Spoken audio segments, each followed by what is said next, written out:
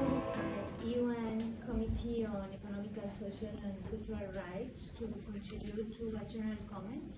We are Viso Mutop, in collaboration with Transnational Institute, organized two consultations in September 2023 in Colombia to discuss the effects of drugs policy in the ESI rights.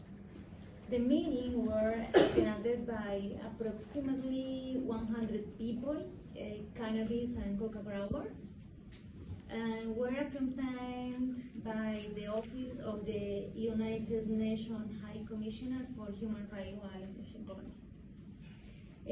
We use a methodology that allowed all participants to contribute to the document we submit to the Committee on ESI Rights on February 15. We also did short farmers consultation input from Morocco and Myanmar.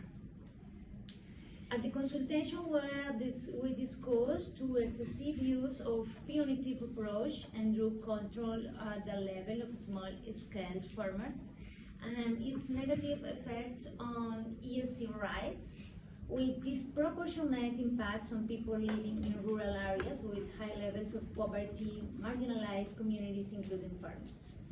They considered that the UN Drug Control Treaties define that the medical use of cannabis, coca, and opium poppy are furthermore limited to a strict pharmacological application and do not lie to widespread and ancestral traditional use and medical practice of these plants.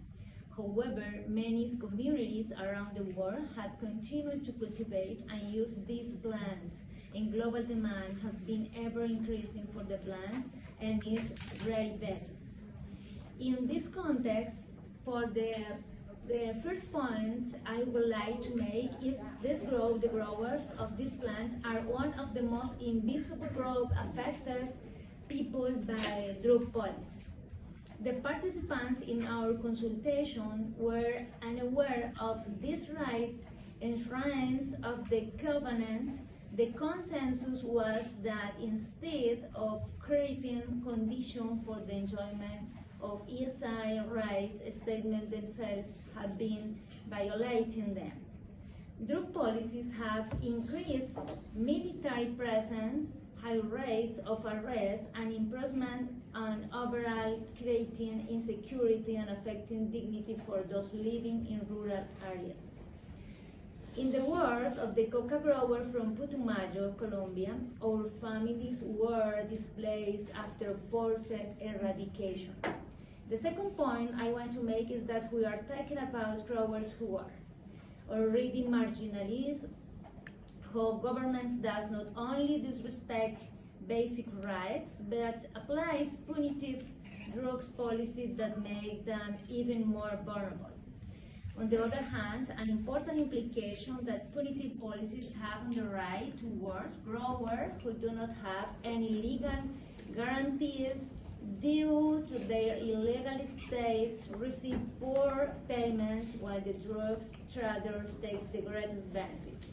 Drugs policy and strategic such an eradication, detention, and prison generate displacement or take away family livelihoods and income, affecting children's education, nutrition, health, environmental, among other rights. The right to organization is also violated. The covenant says that workers have the right to form association unions. The growers see themselves as rural workers, as farmers of plants that are not declared prohibited, and that is why they do not have the rights that other workers have.